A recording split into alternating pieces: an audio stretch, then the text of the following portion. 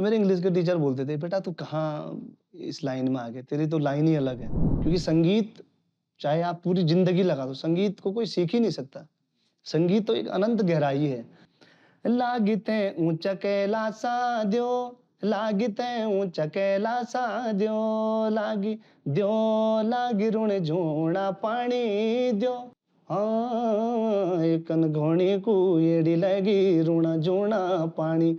तो ये मैंने लिखा था, ये ऐसा था नहीं। नेगी जी की बात मुझे हमेशा याद आती है। नेगी जी बोलते हैं कि व्यूज के पीछे काम ना करो। हेलो, नमस्कार। स्वागत है आप सभी का उत्तराखंड पॉडकास्ट के नए एपिसोड में। और आज हमारे साथ हैं उत्तराखंड के एक बहुत बड़े संगीतकार जिन्होंने अपनी धुन को, अपने गानों को एक नया मुकाम दिया है और लगातार उत्तराखंड की बातें, उत्तराखंड का कल्चर उनके गानों में आता रहता है और लोग काफ़ी ज़्यादा पसंद करते हैं उस चीज़ को।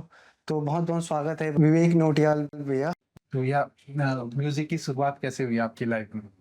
पहले तो मैं आप दोनों का बहुत-बहुत धन्यवाद करना चाहूँगा जो आपने मुझे अपने इस स्टूडियो में आमंत्रित किया। संगीत की जहाँ तक बात है संगीत जहाँ जुड़ जाता है वहाँ किसी की ज़िंदगी में स्ट्रगल आ जाता है, किसी को थोड़ा-सा फैमिली से मिल जाता है, लेकिन हम लोग उस दूरस्थ क्षेत्र से हैं जहाँ से जहाँ मतलब संगीत को उतना जानते नहीं हैं, पहचानते नहीं हैं। तो कहा जा सकता है कि संगीत बहुत कठिन परिश्रमों से मुझे यहाँ तक मिला है और मैं कई बार बता भी चुका हूँ कि मैं इंटरमीडिएट फिजिक्स, केमिस्ट्री और बायोलॉजी से मेरा पास आउट है और उसके बाद मैंने देहरादून ये पथरी बाग चौक में है एसजीआरआर पीजी कॉलेज तो वहाँ से मेरा बीएससी चल रहा था।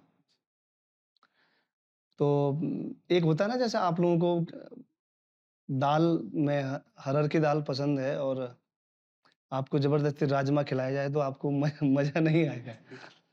तो वही मेरे साथ हुआ, मैं बीएससी कर रहा था, तो बीएससी फर्स्ट ईयर कंप्लीट हो गया था और उसके बाद दिमाग में एक ही चीज़ थी कि यार मैं ये कहाँ मुड़ गया?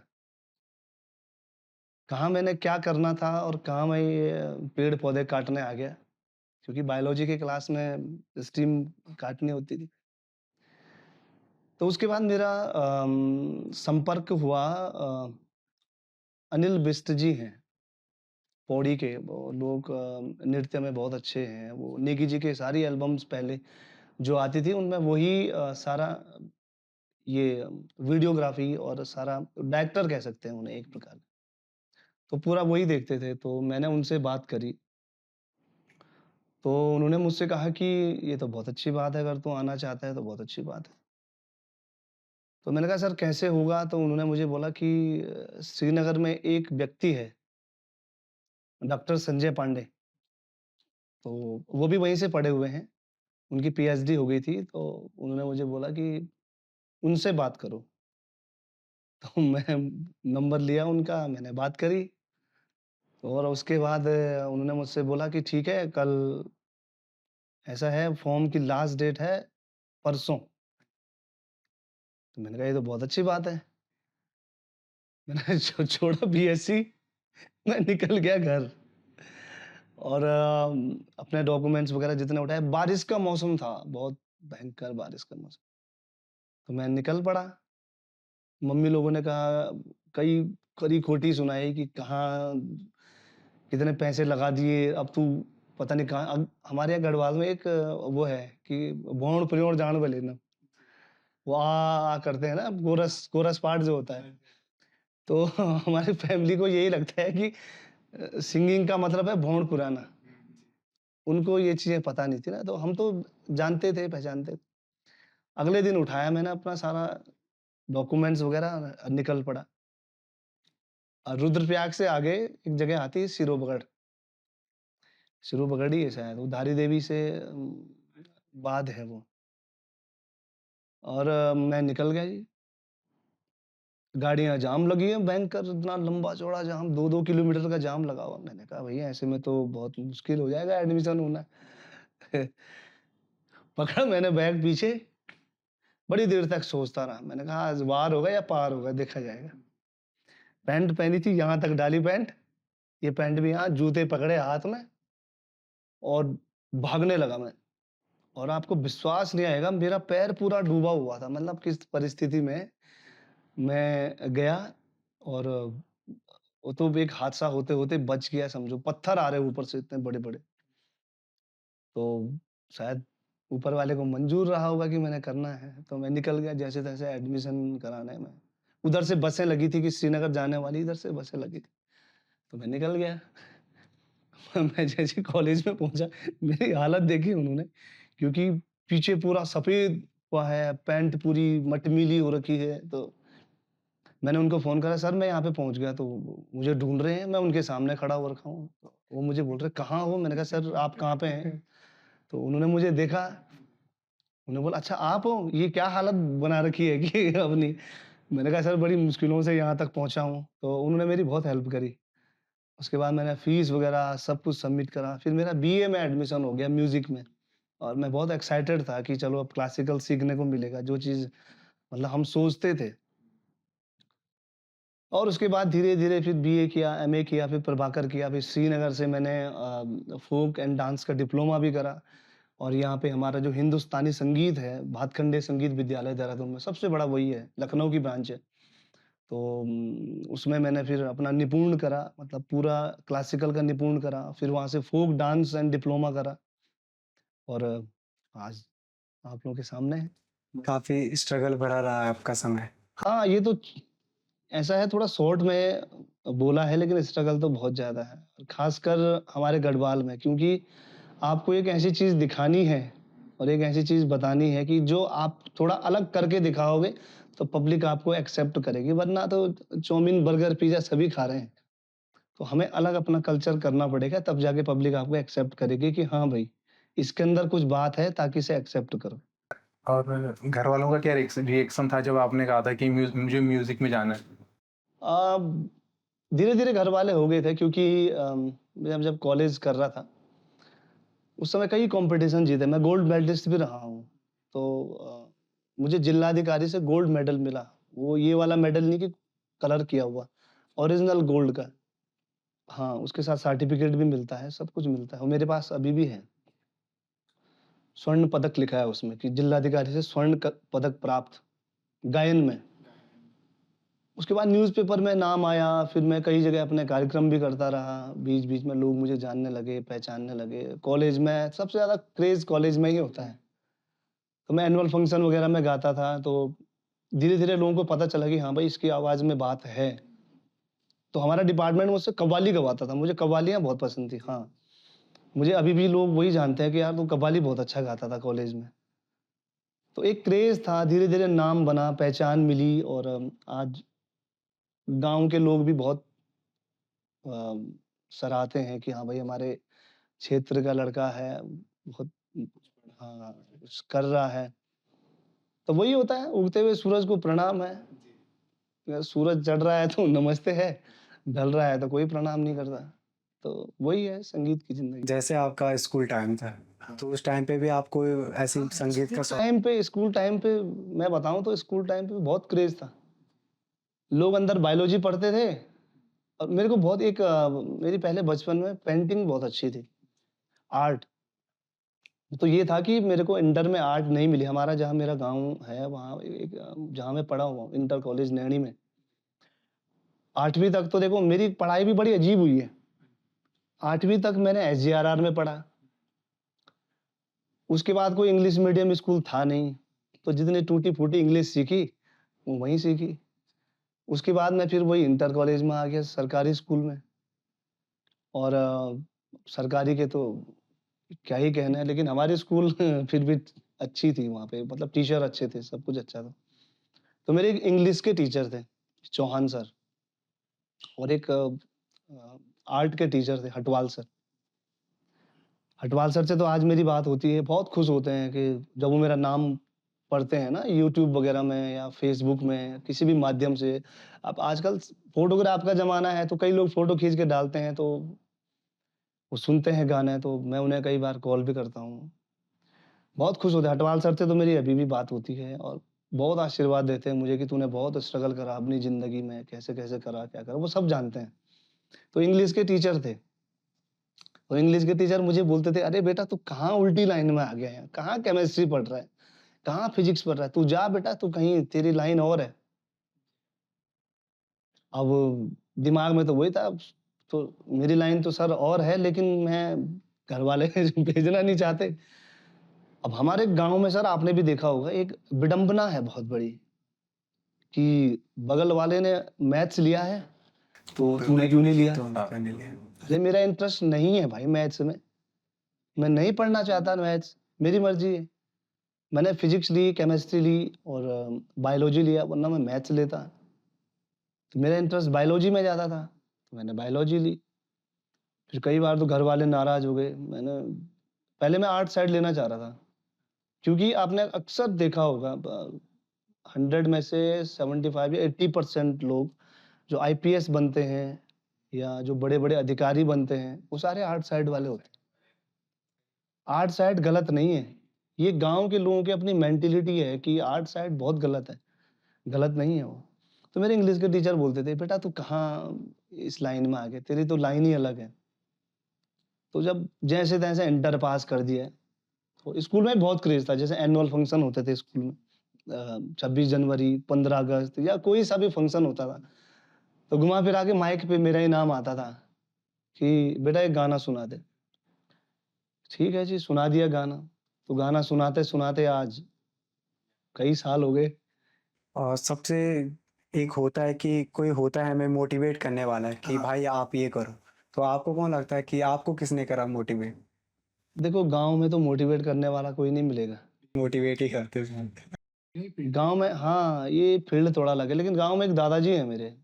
गाँव के कई लोग देखो आजकल हर बच्चे की आवाज़ अच्छी होती है बचपन में, हाँ जी। लेकिन अगर उसपे रंदा मारते जाएँ, मारते जाएँ, मारते जाएँ तो एक बहुत अच्छी एक क्रीम निकल जाती है। जैसे छाछ छोलते हैं ना, तो छाछ नीचे रह जाती है, मक्खन ऊपर आ जाता है और छाछ को कई लोग फेंक देते हैं और वही निकल के आता है मक्खन जो सबसे महँगा बिकता है। तो दादाजी थे एक, तो वो मुझे बोलते थे कि एक गाना सुना दे, एक गाना सुना दे, तेरी आवाज़ बहुत अच्छी है, गाना सुना दे, गाना।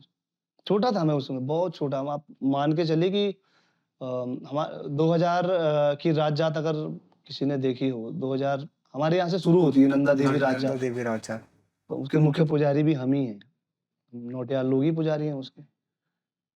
तो मेरे बचपन में स्कूल में एक टीचर थे, उन्होंने मुझे बहुत मोटिवेट किया। अभी भी मेरी बहुत मदद करते हैं। बहुत अच्छे कवि हैं, आपने कभी यूट्यूब में सर्च करना और फेसबुक में देखना, कवि विक्रम सिंह रावत। जी। हाँ, मुझे बहुत सपोर्ट करते थे। हर जगह मतलब जहाँ मैं शुरू होता था, वहाँ मुझे बोलते थे, "चल ये गाना गाएगा, ये गाना गाएगा।" तो क उन्होंने कई लोग हैं ज़िंदगी में जिन्होंने मुझे मतलब पुश किया और अंदर से एक हिम्मत भी मिली कि यार चलो, कोई तो है पुश करने वाला। लेकिन गाँव का माहौल थोड़ा वैसा होता है कि यार कहाँ गाँव के कई लोग मुझे बोलते थे कि अपने बच्चों को, "अबे क्या है, उसके साल दो फर है वो।" पहले संगीत को ऐसे समझते थे लोग। अरे वो कलाकार हैं वो लोग, क्या है कलाकारी? कई लोग बोलते थे मुझे कि यार इसके साथ नहीं जाना है, इसकी तो कलाकारी लाइन है, ये तुम्हारी लाइफ खराब कर देगा, कई बोलते थे। बुरा भी लगता था उस समय कि यार और आज वही लोग मेरी तारीफ़ करते हैं बताओ। तो समय तो बदलता ही है। तो कई लोग हैं मेरी ज़िंदगी में, तो कई लोग आए हैं और सबसे बड़ा श्रेय तो मैं यही कहूँगा कि उन सिंगरों को जाता है जिन्होंने मतलब उनकी प्रेरणा से हम यहाँ तक बढ़े हैं। क्योंकि हमारे पास उस समय रेडियो का ज़माना था। कुछ था ही नहीं, क्या सुनते, कहाँ सुनते, किससे सुनते? एक रेडियो ही माध्यम होता था, तो पिताजी सुनते थे उस समय आकाशवाणी समाचार आते थे। तो उसमें एक गढ़वाली चैनल भी आता था, नेगी जी के गीत आते थे उस समय। पहले से ही हाँ, नेगी जी के सबसे पहले नेगी जी से ही शायद शुरुआत हुई है, ये रेडियो में। वो नजीमाबाद में था उस समय। बोलते भी थे कि आकाशवाणी का नजीमाबाद केंद्र है। अब आप समाचार सुनेंगे या नेगी जी से गढ़वाली प्रोग्राम सुनें। तो वही दौर था ही नहीं। उसके बाद जब धीरे-धीरे बड़े हुए तो टेप रिकॉर्ड आया। तो जिद करके पिताजी से टेप रिकॉर्ड दिलवा दिया पिताजी ने। उस समय मुझे एक इसका भी किस्सा है एक टेप रिकॉर्ड का कि एक गाँव में पहले बीमारी होती थी जिसे दादरू बोलते थे, दादरा। उसमें बहुत अजीब-अजीब कहानियाँ हुई हैं। उस समय मेरे को दादरा हुआ था। तो उस समय पानी रोटी भी ऐसी खानी पड़ती थी पानी में भिगो के और नमक भी सेंधा नमक बोलते थे उसे। नमक और रोटी खानी पड़ती थी उसमें भिगोए हुए पानी में रोटी और नमक उसपे सिर्फ़ सेंधा नमक और कुछ नहीं। और वो ये क्या बोलते हैं शायद उसमें वो भी खाते हैं, लौकी का पानी बोलते हैं शायद उसे, लौकी का पानी। तो सबसे मतलब जब काफ़ी समय हो जाता है तो लास्ट में बच्चे को क्या करते हैं कि रज़ाई बिछा के उसके ऊपर 3-4 रज़ाई रखते हैं, पसीना निकलवाते हैं। हाँ, अलग से सुलाते हैं, पसीना निकलवाते हैं, बहुत ज़्यादा पसीना। तो मैंने अपने घरवालों को बोला, मैं इसके अंदर तभी जाऊँगा जब मुझे टेप रिकॉर्ड ला के दोगे। क्योंकि एक इंटरेस्ट था ना। हाँ, तो पिताजी मेरे लिए फिर फ़िलिप्स का टेप रिकॉर्ड लाए थे। तो उसपे फिर गाने सुनता था मैं, अलग-अलग गाने सुनता था, नेगी जी के गाने सुनता था। तो ये चीज़ें हैं। आपको पता था कि इसमें करियर होता है, कैसे कि करते चले गए, कुछ करते नहीं चले पता। हाँ, इतना ज़रूर था कि हमारे टाइम पे रियलिटी शो आते थे बहुत ज़्यादा। तो हम देखते थे, कभी सोचते थे यार हम भी जाएँगे, कि हम भी जाएँगे, हम भी जाएँगे। तो ये नहीं था, मैं रात भर कभी गाते रहता था, कभी गाने मतलब मैं वॉशरूम भी गया हूँ तो गा ही रहा हूँ। स्कूल से घर आ रहा हूँ तो गा ही रहा हूँ। रात में कुछ काम कर रहा हूँ तो गा ही रहा हूँ। माँ-बाप भी गाली देते थे कि दिन भर गा ही रहा है। ये क्या है क्या इसका? क्या हो गया हमारे बच्चे हाँ, में? तो कई लोग बुरा भी बोलते थे कि अरे यार छोड़ो क्या है इसकी लाइन खराब है, कलाकारी लाइन बेकार है। घरवाले भी बोलते थे यार बोण-पिरोण जाऊँ बोली। तो बुरा भी लगता था उस समय, लेकिन आज वही कलाकारी काम आ रही है। वही लोग तारीफ़ कर रहे हैं और तो वही लोग तारीफ़ कर रहे हैं, वही गाँव तारीफ़ कर रहा है जो बोलता था कि यार ऐसा-ऐसा है। खैर ये तो पुरानी बातें हैं, बस। जैसे आप गाने भी अपने-अपने गाने आप खुद ही लिखते हाँ, हैं। मैं खुद ही तो लिखता आपने कब से शुरू किए गाने लिखने का? हूँ। लिखने का शौक तो बचपन से था। बचपन का ये था कि जैसे काम में जैसे मैथ्स कर रहा हूँ, तो मेरी एक बगल पे एक कॉपी रहती थी, रफ कॉपी, तो उसमें कुछ ना कुछ लिखता रहता था गाने। बहुत गाने लिखे थे, हाँ। लिखता रहता था कुछ ना कुछ मतलब आदत बचपन से ही थी लिखने की। तो जब घरवाले आते तो फट बंद कर देता था मैथ्स की कॉपी में काम करना शुरू कर देता था। तो धीरे-धीरे आज जब मैं लिखता रहता हूँ, काम करते रहता हूँ, तो सबसे पहला गाना आया था मेरा, वो रंजीत सिंह हैं एक स्टूडियो है जिनका, रंजीत सिंह जी। तो उनके स्टूडियो से मेरा सबसे पहला गाना आया था बाडोली। हाँ, उससे पहले पता ही नहीं था, पहले मैं बचपन में ना एक थीम सोच के रखता था, जैसे मीना दीदी की फ़ोटो होती थी, सिंगर वही थी उस समय, अनुराधा दीदी, मीना दीदी। इधर मीना दीदी की फ़ोटो लगाता था अपने दिमाग में, कॉपी में ना, हाँ जी। इधर मीना दीदी की फ़ोटो, इधर अपनी फ़ोटो। अब फिर लिखता था स्वर विवेक नौटियाल, मीना राणा। एक सोच थी बचपन से कि यार मेरा भी कभी कैसेट्स आएगी, कभी कुछ आएगा। तो जब उस समय दिल्ली में हुआ करता था रिकॉर्डिंग स्टूडियो, रामा, टी-सीरीज़ सब दिल्ली में था। तो सारी भीड़ मतलब दिल्ली ही रहती थी। कइयों ने तो अपने घर के काम-काज छोड़ के और कई लोग जिनके कुछ मतलब एक आय का साधन होता था, वो बेच के दिल्ली गए, कैसेट्स निकाली। बहुत पहले का दौर बहुत अजीब था और मेरा भी वही था, मेरा भी जब तक रामा में नंबर आया तब तक सीडी ही बंद हो गई। हाँ, उस समय चिप वगैरह आ गई थी, तो सीडी बंद हो गई थी। पेन ड्राइव्स वगैरह, चिप वगैरह ये चीज़ें आ गई थी। तो सीडी का क्रेज़ कम हो गया। अब जब एक बात बताओ, एक सीडी में आप 70-80 रुपए में आपको 8 ही गाने सुनने को मिल रहे हैं। अब पेन ड्राइव में पता नहीं कितने उस समय आती थी पेन ड्राइव 250 एमबी या 800 एमबी, 700 एमबी ऐसी पेन ड्राइवें आती थी। अब तो पेन एमबी तो गई, अब जीबी से शुरू है और सबसे आखिरी जीबी है 4 जीबी। 2 जीबी भी नहीं मिल रही है, अब 2 जीबी का डाटा ही नहीं रह गया अब तो। हाँ, अब जो गाने गाने आप गाड़ी में भी लगा रहे हैं, उसमें भी पेन ड्राइव अजीब ही मिल रही है। उसमें गाना लोड होके 20-30 रुपए की पेन ड्राइव मिल रही है, उसमें हज़ारों गाने आ जा रहे हैं। तो ये चीज़ें बहुत बेकार हुई मेरे हिसाब से उस समय कि सीडी खत्म हो गई, क्योंकि सीडी का एक अलग ही क्रेज़ होता था। हम गाँव से आते थे, कर्णप्रयाग था हमारा गाँव मार्केट, कि खोजने आते थे कि यार आज नई सीडी क्या आई होगी? नेगी जी के गाने, साहब सिंह रमोला, नेगी जी, भरतवाण जी और राय जी और हमारे टाइम पे उस समय मतलब जो ठीक-ठाक चल रहे थे उस समय चमोली से किशन महिपाल भाई। हाँ, तो उस समय बाद-बाद में किशन महिपाल भाई का भी बहुत अच्छा नाम हो गया था क्योंकि उन्होंने बहुत अच्छा काम किया। तो हम कहते थे वो किशन भाई का जब सबसे आखिरी सीडी आई थी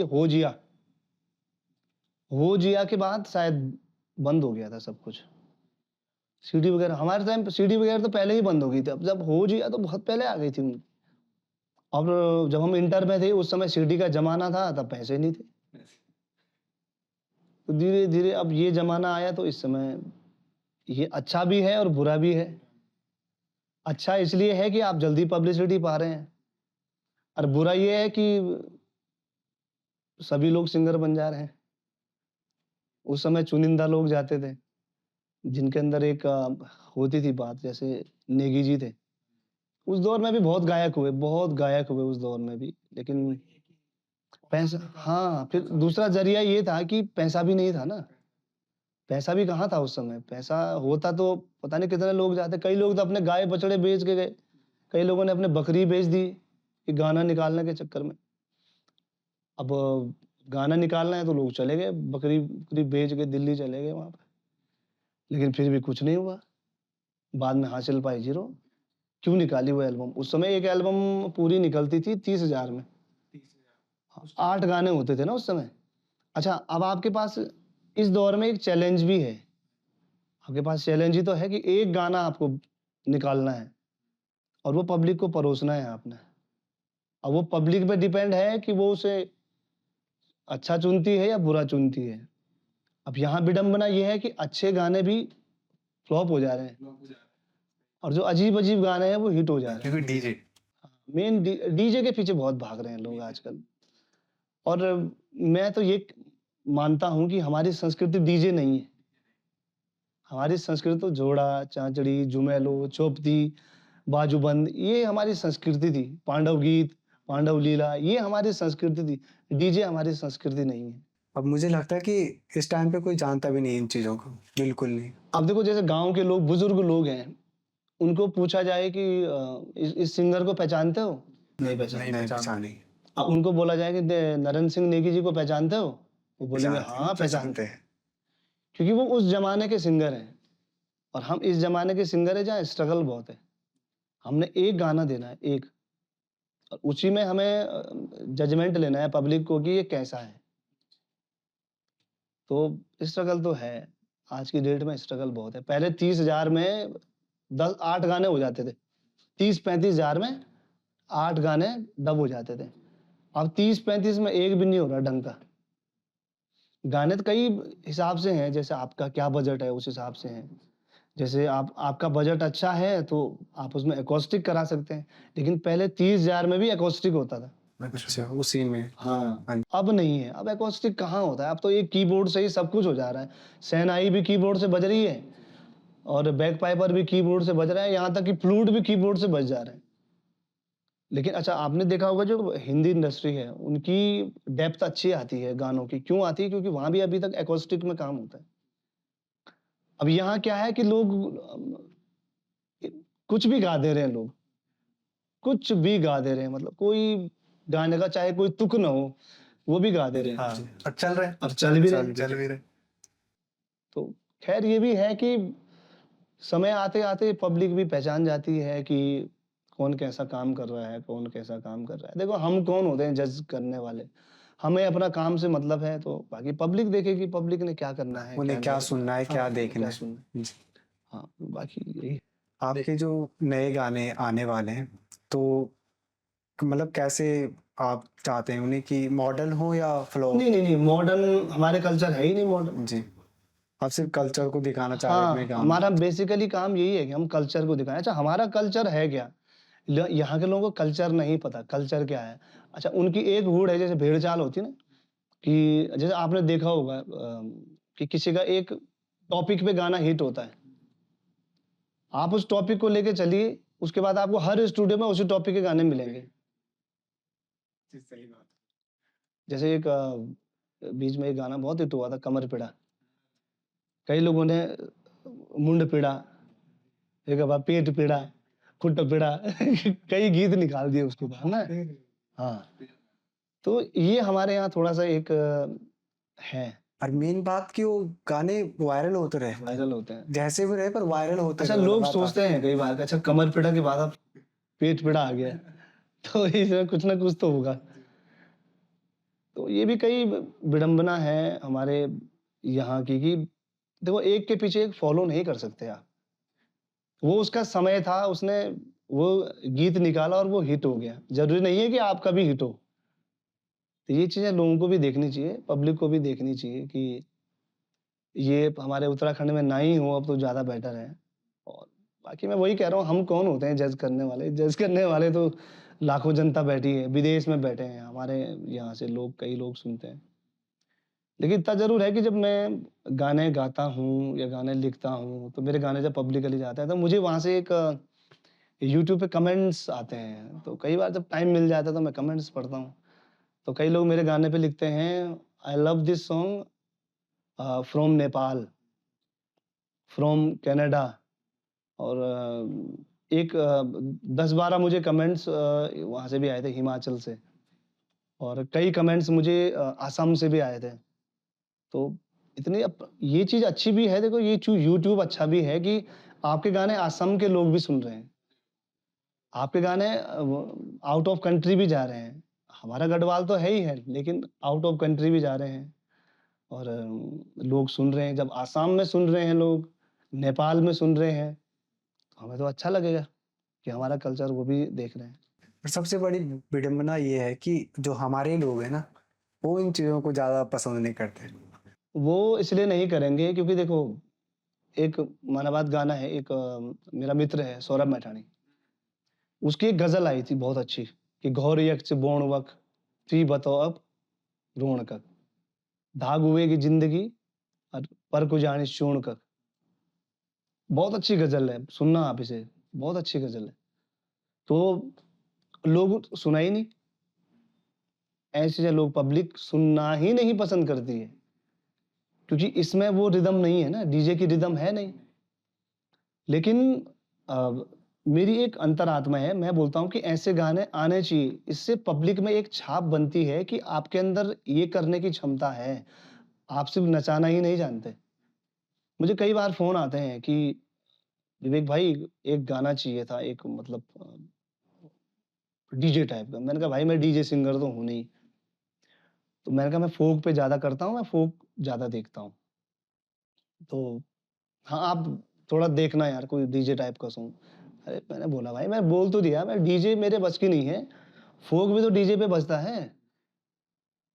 तो ज़रूरी नहीं है कि डीजे पता नहीं क्या ज़माना आ गया। डीजे के अलावा कोई आगे देखता ही नहीं है पता नहीं क्यों? कल्चर पे लोग काम ही नहीं करना चाहते।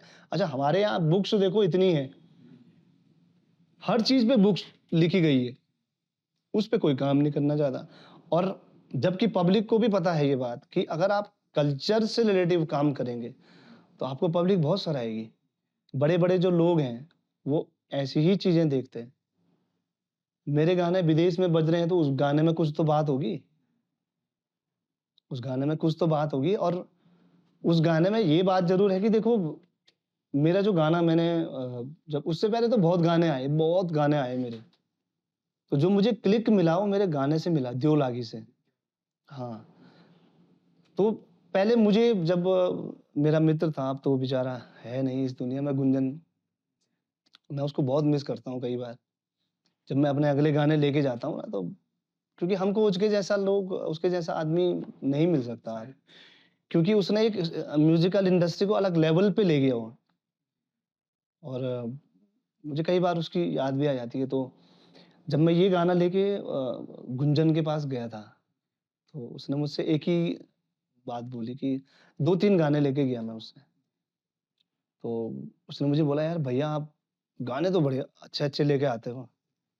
तो मैंने कहा, "यार अच्छे क्या हैं, बस ये है कि हमें करना है।" मैंने कहा, "डीजे नहीं है, बस फ़ोक है इसलिए कर रहा हूँ।" तो उसने मुझे सीधे-सीधे बोला था कि, "भैया ये गाना बहुत अलग है।" वो पहले ही उसकी थिंकिंग बहुत ऊपर की रहती है। हम जहाँ 50 सोचते थे, तो वो 100 सोचता था।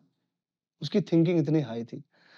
तो जब उसने मुझसे बोला कि यार भैया ये गाना ना बहुत पब्लिक को भले-भले समझ में आए ना आए, लेकिन हम समझ रहे हैं कि ये गाना बहुत बम है। तो उसने मुझे बोला भैया इस पे करते हैं काम। तो मैं पहले वो भजन बना रहा था। तो उसने मुझे बोला भैया यार भजन-वजन छोड़ो। तो तो मैंने बोला क्या करूँ? फिर इस पे आप कुछ लिखो। तो फिर मेरे दिमाग में कई बार तो थीम नहीं आई। मैंने कहा क्या लिखा जाए इसमें यार कुछ समझ में नहीं आ रहा है। तो उसमें मैंने स्टार्टिंग पहले अलग लिखा था। उसके बाद अंतरा थी वो अलग लिखी थी और वो बेसिकली हमारा फ़ोक सॉन्ग है। वो फ़ोक ही था, लेकिन उसमें सिर्फ़ एक ही धुन थी। तो उसको मैंने बहुत तोड़ा-मरोड़ा, फिर उसके बाद फिर स्टूडियो ले गया, फिर मैंने गुंजन को सुनाया, उसने कहा भैया ये है गाना। तो उसका जैसे स्टार्टिंग है, वो हमारे यहाँ देवी-देवताओं के लिए आह्वान गीत होता है। हाँ, एक कनघोणी कुएड़ी लगी, रूणा-झूणा पानी। तो ये मैंने लिखा था, ये ऐसा था नहीं। ये बेसिकली ये एक भगवान के लिए था कि जो जागर शैली टाइप की होती है ना, तो वहाँ से लिया था मैंने कि हाँ, इत्ते ऊँचा कैलाश जाली मेरी माँ भवानी। फिर जागर वाले गाते हैं ऐसे ढोल में ना, तो मैंने कहा इस धुन पे मैं कुछ लिख सकता हूँ। तो फिर मैंने लिखा था कन घोड़ी कुइयड़ी लगी रूणा झूणा पानी, धार माँ कुइयड़ी लगी याद है मैं तकी। फिर मैंने इसको एक रक वो मैंने बेसिकली देखो घुमा-फिरा के मेरे दिमाग में थीम क्या थी कि मैं भजन लेके जाऊँगा।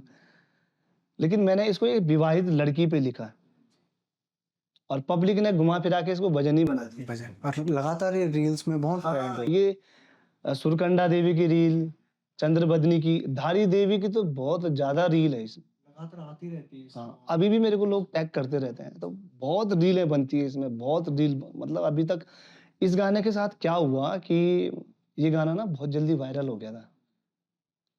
अब वायरल भी हो गया और दूसरा ये था कि मेरे गाने की रील मतलब पर डे मैं देख रहा था, तो पर डे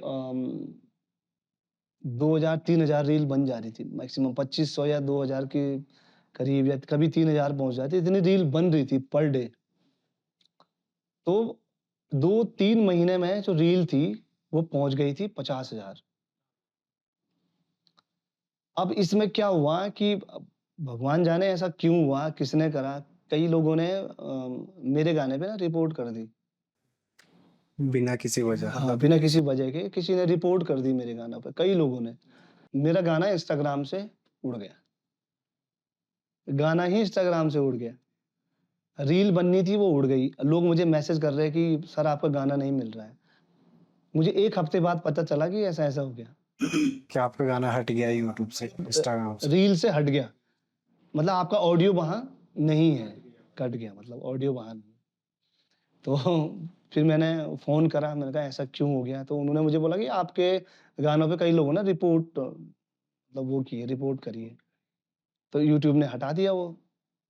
फिर हमारे जो जो चैनल देखते हैं, उन्होंने शायद यूट्यूब पे कुछ लिख के भेजा होगा। फिर यूट्यूब ने सारा छान-बीन करा, तो उसके बाद धीरे-धीरे 2-3 दिन बाद वो फिर गाना आ गया। अब गाना आ गया तो जो रील थी, वो प्ले ही ना हो, जी। क्योंकि ऑडियो तो चेंज हो गया ना। ऑडियो हट जाता है उससे। ऑडियो हट गया, चेंज हो गया। जी। तो वो मेरी इतनी जो रील बनी थी 50-55 हज़ार के लगभग, वो खराब हो गई। और अभी है 35 पता नहीं कितना है, लेकिन अलग-अलग प्लेटफ़ॉर्म पे है। रील्स अभी भी बना ही रहे हैं लोग। क्योंकि गाना ही इतना अच्छा है कि लोग अभी भी बहुत यहाँ पसंद अभी भी करते ये विडंबना है। हैं। जी। आपको आगे बढ़ता हुआ कोई नहीं देख सकता है। कोई ना कोई पैर खींच ही देता है पैर पीछे। खींचने में बहुत माहिर हैं यहाँ पे। और एक आर्टिस्ट की इतनी मेहनत। हाँ, उनको नहीं फ़र्क पड़ता ना, उनको फ़र्क नहीं पड़ता है क्योंकि उनको नहीं पता कि हम कितनी मेहनत करके यहाँ तक पहुँचे हैं। उनको कोई फ़र्क नहीं पड़ता। कई लोगों ने बोला मुझे, कई गाने आए कि उसपे भी कई गानों पे विवाद चला कि ऐसा क्यों गा दिया, ये वैसा क्यों गा दिया। मैं तो दिमाग में एक ही चीज़ लेके चलता हूँ कि अगर कोई आपको नेगेटिव बातें बोल रहा है या कोई आपकी क्रिटिसाइज़ कर रहा है, मैं तो दिमाग में एक ही थीम लेके चलता हूँ कि अगर मेरे बारे में कमेंट्स हो रहे हैं, इसका मतलब है कि मैं पॉज़िटिव वे पे हूँ।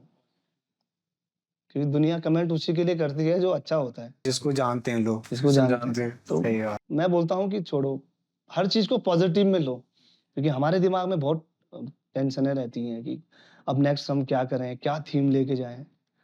बहुत चीज़ें हैं दिमाग में, कुछ पर रीज़न होता है। नेगेटिविटी दिमाग में ज़्यादा असर ज़्यादा करती है। असर करती है ना फिर। अब मैं वो चीज़ देखता ही नहीं हूँ। मुझे कई लोगों ने बोला, "अरे इसको पॉज़िटिव में लेना चाहिए।" तो मैं कहता हूँ, "मैं तो वही करता हूँ कि मैं अगर ऐसा सोचने लगा तो मैं तो काम ही नहीं कर पाऊँगा।" रीज़न वही है कि लगातार आपके गाने वायरल होते जा हाँ, इसलिए ये भी रीज़न है और दूसरा रीज़न ये भी है कि कई लोग अब ये भी हो सकता है कि वो लोग ना चल रहे हों। हम भी अपने आप को नहीं बोल सकते हम चल रहे हैं। मैं तो अपने आप को यही बोलता हूँ कि मैं चाहे जीवन पर्यंत रहूँगा, मैं स्ट्रगल आर्टिस्ट ही रहूँगा हमेशा। क्योंकि संगीत चाहे आप पूरी ज़िंदगी लगा दो, संगीत को कोई सीख ही नहीं सकता। संगीत तो एक अनंत गहराई है। आप 10 कदम पे जाओगे, आपको भाषा चेंज मिलेगी। हमारे गढ़वाल में है, हमारे गाँव में चले जाओ आप, 10 किलोमीटर पे लैंग्वेज चेंज हो जाती है। तो हमारे यहाँ तो बोली भाषा ही बहुत अलग है। हमारे यहाँ तो बहुत डिफरेंट कल्चर है, बहुत बोली भाषा अलग है और जो मैं गीत गाता हूँ, वो कई लोगों को बाद में समझ आते हैं कि यार एक जैसे मैंने गीत निकाला था कि नंदु तेरो दादू का जायूं चा। अब इसको लोग अलग-अलग तरीके से गाते हैं। हमारे यहाँ लोग गाते हैं जैसे नंदु तेरो दादू का जायूं चा, नंदु तेरो दादू का जायूं चा। अब कई जगह गाते हैं ये नंदू तेरो दादू को जायूं चा, नंदू तेरो दादू को जायूं चा। तो कई लोग ऐसे गाते हैं। कई लोग उसको फोक रिदम में गाते हैं नंदू तेरो दादू को जायूं चा, नंदू तेरो दादू को जायूं चा। तो ये हमारे यहाँ पे एक परंपरा है गोल घेरे में झुमेलो, चौपला, चौपला ताली के साथ खेला जाता है और झुमेलो कंधे से कंधा मिलाकर ऐसे करा जाता है। हमारे यहाँ बहुत कल्चर है। अब कई बार मुझे बचपन में मैं एक चीज़ सोचता था कि यार म्यूज़िक डायरेक्टर काम तो अच्छा करता है, सब कुछ अच्छा करता है। ये वीडियो वाले जंगल में जाके साला जीन्स क्यों पहनाते होंगे? कई बार मैं सोचता था ऐसा। सब में जीन्स पहन रखे अच्छा जंगल में जीन्स का क्या काम भाई? लंबे-लंबे बाल हाँ, हैं। तो मैं पहले सोचता था। तो बाद में मेरी समझ में आया कि हो सकता है भाई एक पर्टिकुलर चीज़ें होती हैं, कैमरे के आगे ऐसे फेस करना होता है। ये चीज़ें हैं, कई चीज़ें हैं जो हमें अब समझ में आ रही है कि अच्छा ऐसा भी होता है। क्या लगता है भैया आपको ज़रूरी है वो चीज़ें? देखो मेरे हिसाब से तो हमारे यहाँ ज़रूरी नहीं है, क्योंकि हमारी बहुत अच्छा दूसरी बात ये है कि आज की जनरेशन ना ये चीज़ें पहनना पसंद नहीं करती क्योंकि ये जो हिंदी इंडस्ट्री है इन्होंने सारा माहौल खराब किया हुआ है। अच्छा वो फटे हुए कपड़े पहन रहा है, तो उन्होंने भी फटे हुए कपड़े पहने थे। हमारे टाइम पे जिसके फटे हुए कपड़े होते थे लोग बोलते थे राम बेचारो बहुत गरीब गरीब होना से जी, जी। और आज जो जितना अमीर उसके कपड़े उतने फटे हुए। तो देखो ना कैसी विडंबना है। अच्छा फटी हुई जीन्स का रेट बहुत महँगा और जो ठीक-ठाक जीन्स है उसका रेट कम। मतलब आप एक थीम सोचो ना कि दुनिया कहाँ जा रही है और हमारे लोग ले भी रहे हैं। ये भी एक समय है। हाँ, ये भी एक समय है।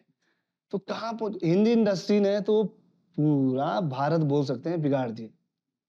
क्योंकि बच्चे ज़्यादातर वहीं उन्हीं को फ़ॉलो करते हैं ना जैसे बड़े-बड़े स्टार हैं, बड़े हिंदी इंडस्ट्री के स्टार हैं बड़े-बड़े तो उन्हीं को फ़ॉलो करते हैं लोग। वो सिगरेट फूँक रहे हैं तो बच्चे शौक के लिए सिगरेट पिए जा रहे हैं और वो धीरे-धीरे पीते-पीते उनका एक ऐप हो जा रहा है। अच्छा आपने एक चीज़ देखी होगी जो परंपरा हमारे यहाँ चली आ रही है ना लोक नृत्य की, उसको कम लोग पसंद करेंगे और जो कमर मटका के अजीब-अजीब डांस करेगा उसको लोग बहुत पसंद कर रहे हैं। क्योंकि आप टीवी में देखो ना, टीवी में यही तो चल रहा है, यही तो ढकोसला चल रहा है। क्या चल रहा है बाकी?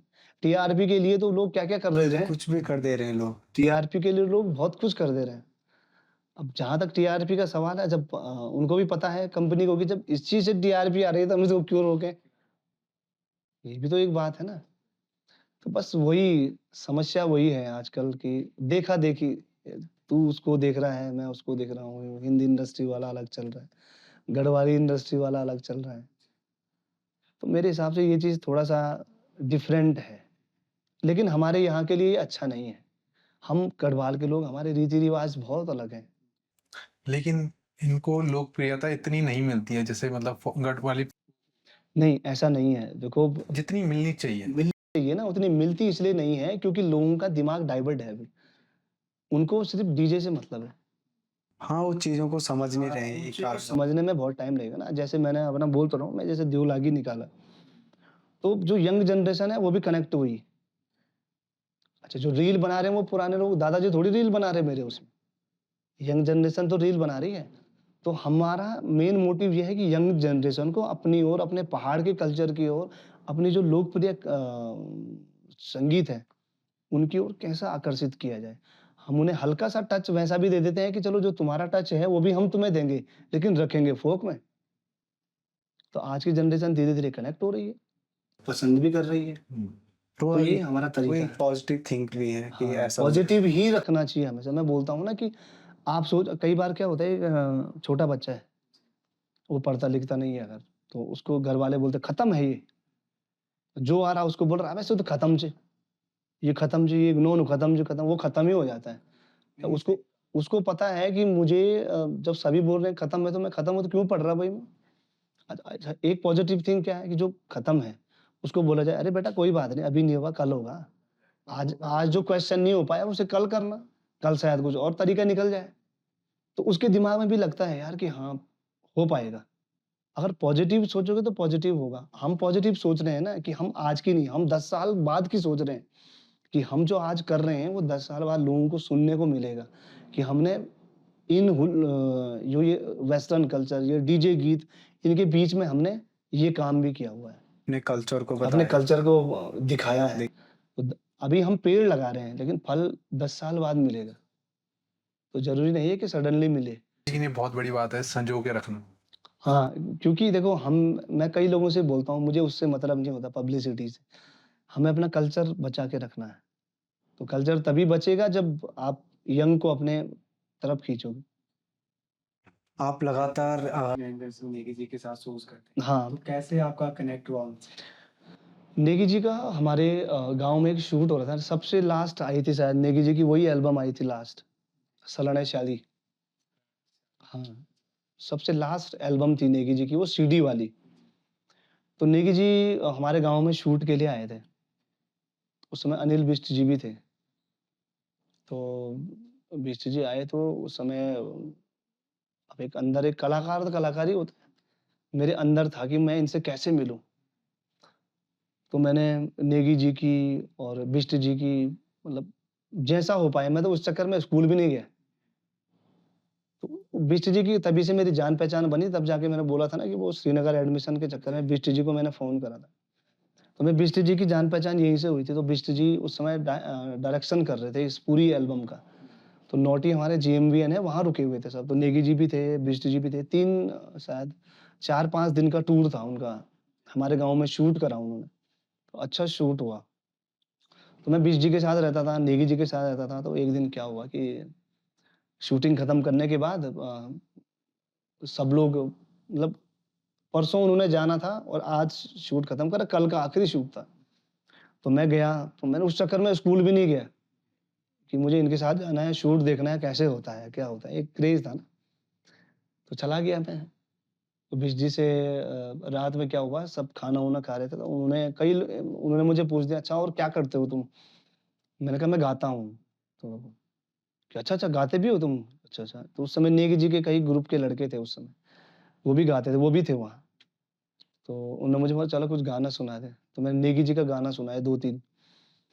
अब यहाँ इस कमरे में बिष्ट जी लोग थे और 1-2 और थे, और बगल वाले कमरे में नेगी जी थे। अब मुझे नहीं पता था नेगी जी वहाँ हैं।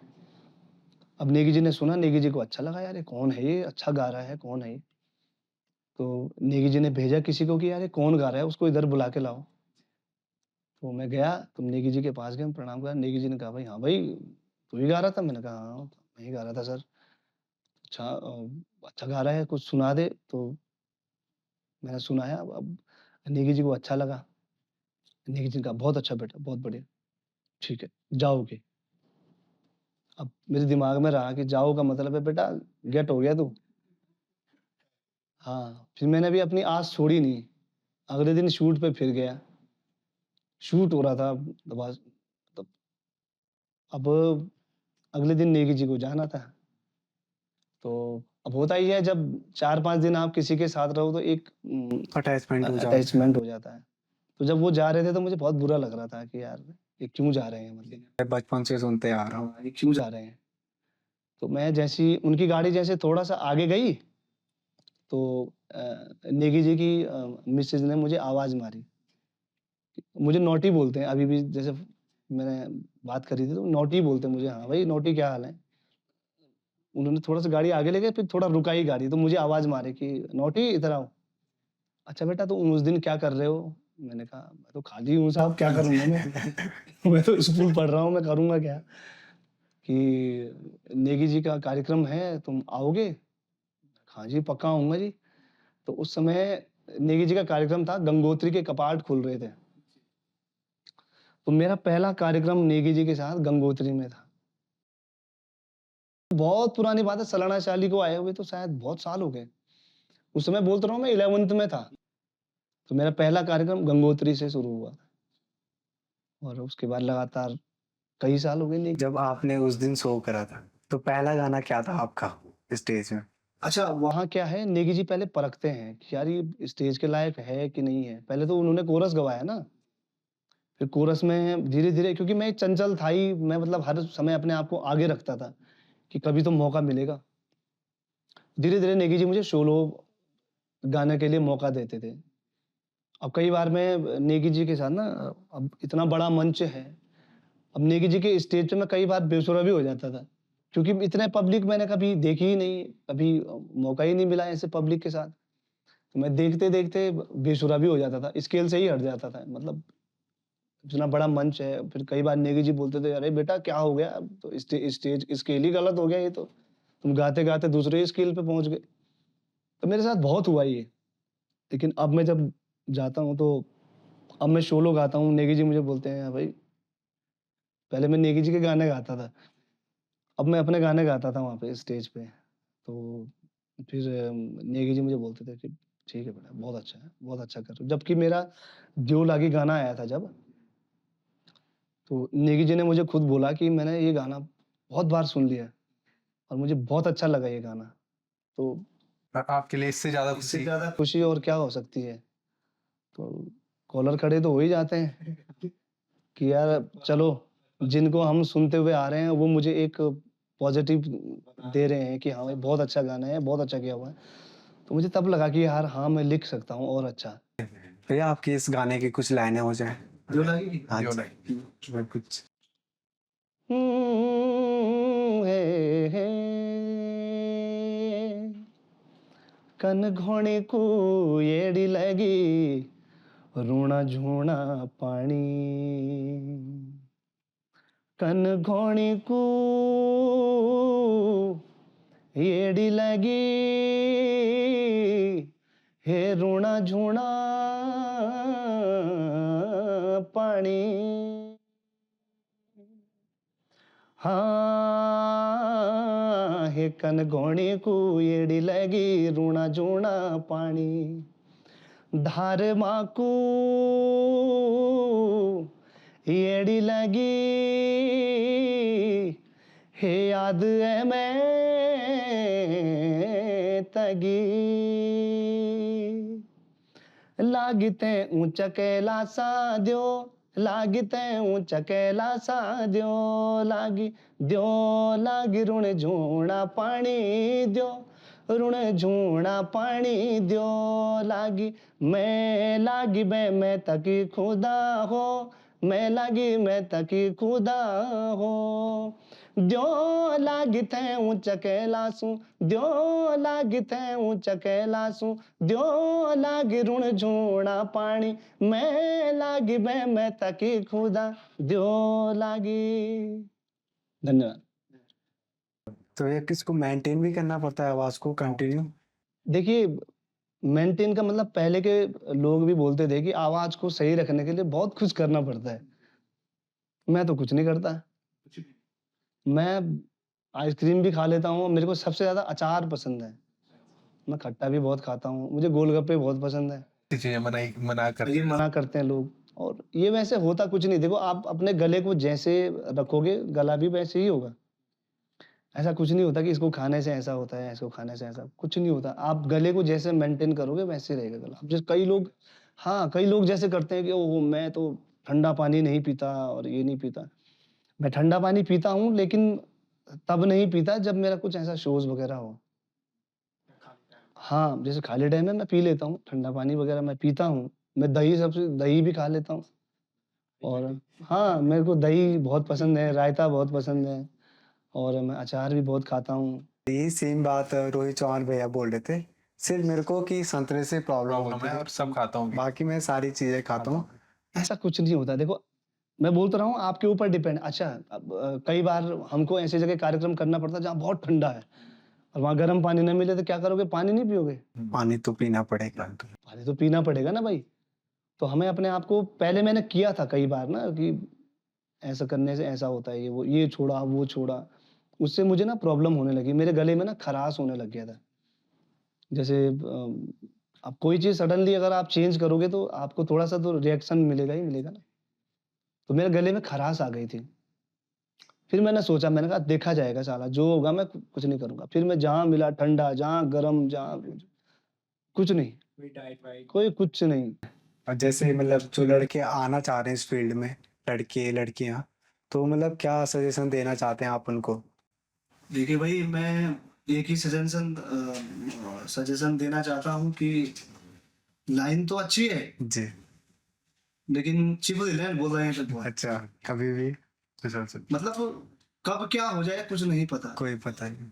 कि लेकिन आज की डेट में तो ऐसा नहीं है। आज की डेट में तो लड़कियां बहुत अच्छा काम कर रही हैं। हमारे यहाँ जो फीमेल सिंगर हैं इतनी अच्छी अच्छी हैं, जैसे प्रियंका मेहर है प्रियंका मेहर ना, जी। और करिश्मा करिश्मा शाह है, जी। दीपा धामी है, दीपा धामी एक लड़की है, एक दीपा नगरकोटी है, एक अंजलि खरे है जी। और जो आजकल मतलब जो अच्छे हैं, अच्छे चल रहे हैं। जो सीख के आए हुए हैं ना, सीखे हुए हैं, जिनकी सोच की शक्ति अच्छी है। और एक लड़की है प्रतीक्षा बमराड़ा, बहुत अच्छा काम कर रही है। कई हैं, बहुत अच्छे-अच्छे आर्टिस्ट हैं यहाँ पे। तो ऐसा नहीं बोला जा सकता कि लेकिन ये लाइन है, चिपली राय ने थोड़ा। पूरी लाइन जो थोड़ा नहीं हो, ये वहाँ लगती तो बहुत अच्छी है ये। अब जैसे कई लोग बोलते हैं ना, दूर के ढोल सुहाने। दूर के ढोल तो बहुत अच्छे लगते हैं, लेकिन पास जाके पता चलता है कि करोड़ का फुरना जन। तो ये लाइन थोड़ा चिपली लाइन जी। इसमें बच के चलना पड़ता है बहुत ज़्यादा और खासकर कलाकार को तो बच के ही चलना पड़ेगा। हर चीज में थोड़ा संभल के रहना पड़ता संभल है। के रहना पड़ेगा। संभलेंगे नहीं तो पता नहीं कब फिसलो कब टुल्लू फुटू कुछ भी नहीं पता। जैसे नेही जी हैं, उनके साथ आपने बहुत काम किया है, तो उनसे आपने बहुत कुछ चीजें सीखी हैं। तो नए जो लोग आ रहे हैं उनको क्या चीजें सीखनी चाहिए जो आपने उनसे सीखी हैं? देखो, सीखने की तो कोई उम्र होती नहीं। जीवन पर्यंत आदमी सीखता है। हम अभी तक सीख रहे हैं। हमें अभी तक पता नहीं चला कि संगीत है क्या? हम अभी तक सीख रहे हैं, लेकिन पब्लिक हमें प्यार भले ही देती है, लेकिन हम अभी भी संगीत को ढूँढ रहे हैं कि संगीत की जो मुख्य कला है, लोक कलाएँ हैं, मतलब किस तरीके की हैं। कई बार आप देखते होंगे कि कई लोग इतनी विधाओं में माहिर होते हैं कि उनको देख के हमें लगता है कि यार हम क्यों नहीं हैं ऐसे? लेकिन भगवान आपको एक जैसा बना के नहीं भेजेगा ना। अगर आपको भगवान एक जैसा बना के भेजता तो आप उनसे अलग कैसे करोगे? तो नेगी जी के स्टेज पे नेगी जी से हमने काफ़ी चीज़ें सीखी हैं कि अपने आप को कैसे मेंटेन करें। मेंटेन का मतलब है कि नेगी जी से हमने एक स्टेज पे जो उनका एक तौर तरीका होता है, रहने का तरीका। आप नेगी जी के स्टेज देखिए, वहाँ पे आपको ऐसा लगेगा कि व वहाँ पे आप इतनी सी भी गलतियाँ नहीं कर सकते। एक तरीका है, स्टेज पे चढ़ने का तरीका है, स्टेज पे खड़े होने का तरीका है, उनके ड्रेस का तरीका है। ड्रेस सेंस बहुत अच्छा है, उनकी मिसेज़ करती हैं। उनके उनका ड्रेस आप देखिए, जो म्यूज़िक जो पीछे से इंस्ट्रूमेंट्स वाले होते हैं, उनकी ड्रेस अलग होती है। सिंगर होगा, उसकी ड्रेस अलग होगी। फीमेल सिंगर होगी, उनकी ड्रेस बहुत अलग होगी। जो डांसर होंगे, उनकी ड्रेस बहुत अलग होगी। अच्छा, हर डांस में उनका अलग ड्रेस रहता है। आजकल तो एक ही ड्रेस में 10 गीत हो जा रहे हैं। लेकिन नेगी जी के स्टेज पे भी आप नेगी जी के अगर 10 गाने हैं, तो 10 के 10 गानों में ड्रेस चेंज हो। इसीलिए वो नेगी जी हैं और हम लोगों से बहुत कुछ सीखने को मिलता है। स्टेज का तरीका, खड़े होने का तरीका, पब्लिक को कैसे फेस करें। तो ये चीज़ें हैं, सीखने को बहुत कुछ मिलता है। देखो, जिन लोगों ने जो हमसे बड़े हैं, जो हमसे सीनियर हैं, उनसे हमें सीखने को ही मिलेगा। और वो आपके अंदर आपकी क्षमता है कि आप उनसे कितना ले सकते हो। वो ये नहीं बोलेंगे कि मेरे पास आओ। गुरु के पास जाना पड़ता है। गुरु बुलाता नहीं है कि मेरे पास आ बेटा। गुरु के पास जाना पड़ता है। उनसे सीखने के लिए हाथ भी जोड़ने पड़ते हैं। जब हाथ जोड़ोगे तो गुरु शिष्य परंपरा है हमारे यहाँ बहुत पुरानी। तो शिष्य बनना ज़रूरी है। अगर आप चाहे मैं आज भी हूँ, आज मैं अगर अपने आप को बहुत ज़्यादा दिखावा करूँगा, मतलब मैं सोचूँगा मेरे बराबर कोई नहीं है, तो भगवान देखता है। जितना दिया हुआ है वो भी नहीं रखेगा वो। तो इसलिए हमेशा विनम्र भाव से रहना चाहिए हर किसी के साथ। विनम्रता ही बहुत बड़ी है। जो पेड़ जितना हरा फलदार होता है वो झुका हुआ रहता है और जिस पे कुछ नहीं लगा था उसे तड़ तड़ तो खड़ो ही कुछ ही नहीं पर अकड़ तो पूरी हुई जे। झुकना ज़रूरी है। हाँ, अकड़ नहीं होनी चाहिए, झुकना ज़रूरी है, झुकना सीखें। हर किसी के सामने झुकना सीखें और बाकी और मैं क्या बोल सकता हूँ? जो अभी का समय चल रहा है, गढ़वाली जो संगीत है, तो आपको क्या लगता है कि कितनी तरक्की में है अभी? तरक्की तो बहुत कर दी साहब गढ़वाल ने। विदेशों तक गीत पहुँच गए तो तरक्की तो हो ही गई। और अभी एक गाना आया था इंदर भाई का, वो तो ऑल ओवर मतलब इंडिया में ही सुन लिया लोगों ने, तो कई लोगों ने उनकी भी टाँग खींच दी वो भी गाना वो कि भी हट गया था बीच हाँ, में। बीच में हट गया था ना। जी। यही तो विडंबना है हमारे यहाँ की। अच्छा पहले तक उनको अच्छा मेरे दिमाग में एक चीज़ आ रही थी कि जब वो गाना 10 मिलियन पहुँचा, 20 मिलियन पहुँचा, तो 30 मिलियन पहुँचा, तब किसी ने नहीं बोला कि धुन मिल रही है ना? वो जब 100 से ज़्यादा पार हो गया, 100 मिलियन से ज़्यादा, तब लोगों को दिख रहा है कि यार ये गाना तो वहाँ मैच हो रहा है, तो उन्हें स्ट्राइक मार दी। गाना ही बंद करा दिया। यार कि क्या मूर्खता है ये? आपको तो खुश होना चाहिए कि यार ये अगर ये मेरा ही गाना है, अगर मेरे से मिलता-जुलता भी गाना है, तो हमारे गढ़वाल के लिए तो है। भाई वो हमारे चाहे वो हम मैं तो सिर्फ़ इतनी चीज़ मानता हूँ, चाहे वो कुमाऊँ है, गढ़वाल हैं तो हम पहाड़ी ना। चाहे आप रवाई चले जाओ, चाहे जौनसार चले जाओ, आते तो पहाड़ में ही हैं। पहाड़ी ही बोलेंगे ना उनको। तो ये चीज़ें बहुत बुरी लगी मुझे उस समय लेकिन भगवान की दया से वो गाना वापिस आ गया और आज अच्छा चल रहा है।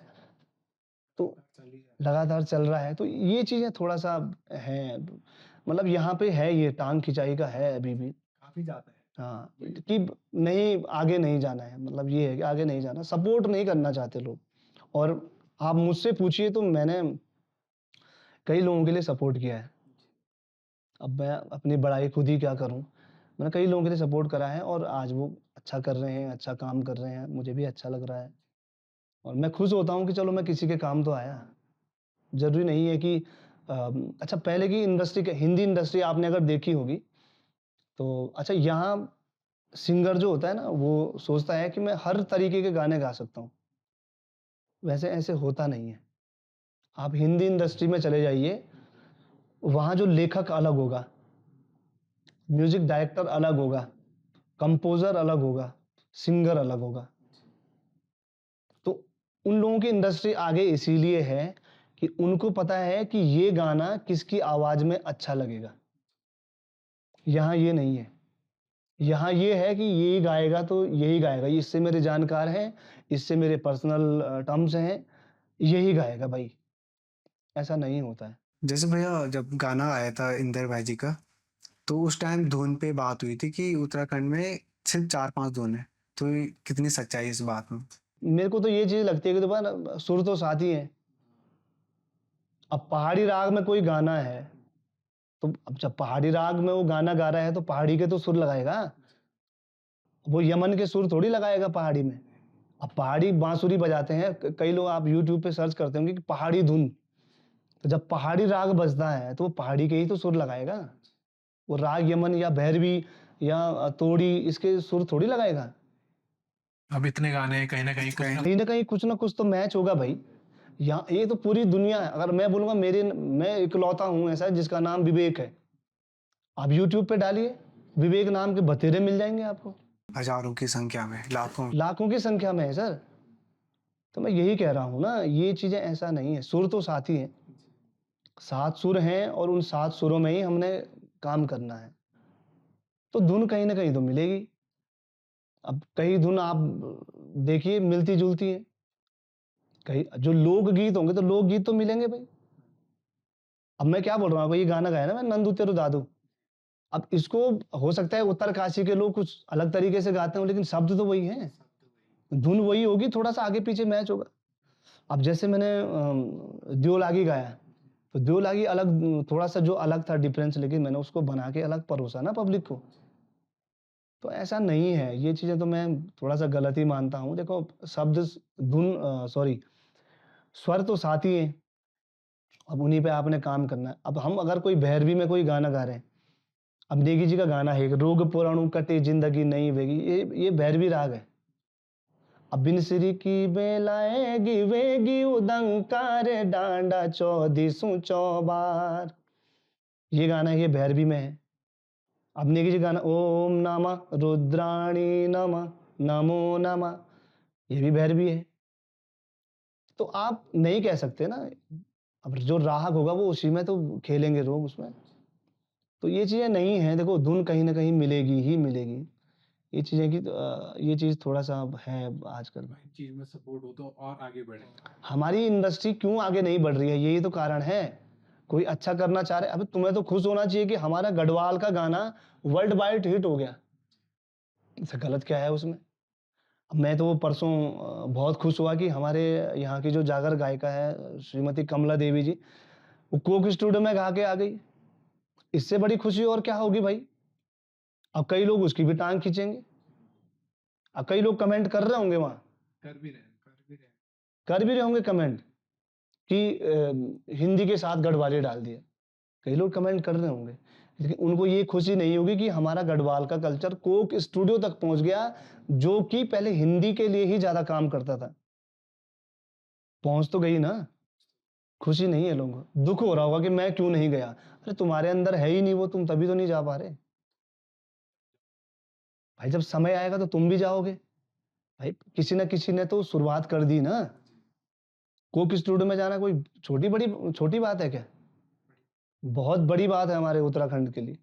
और बड़ी बात ये है कि वो हमारी जो सीनियर हैं, जागर गायिका हैं, उन्होंने एक चाहे छोटा-सा ही पार्ट गाया, चाहे वो कितना छोटा भी पार्ट हो, लेकिन हमें तो खुश होना चाहिए ना कि यार हमारा कल्चर कोक स्टूडियो तक पहुँच गया।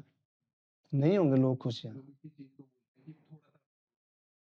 मैं बोल तो रहा हूँ लोग कभी अच्छा ये दुनिया है साहब, यहाँ कभी खुश नहीं होंगे। अगर आपके पास 1 लाख है ना तो दिमाग में एक ही रहता है कि यार 1,10,000 कब होंगे?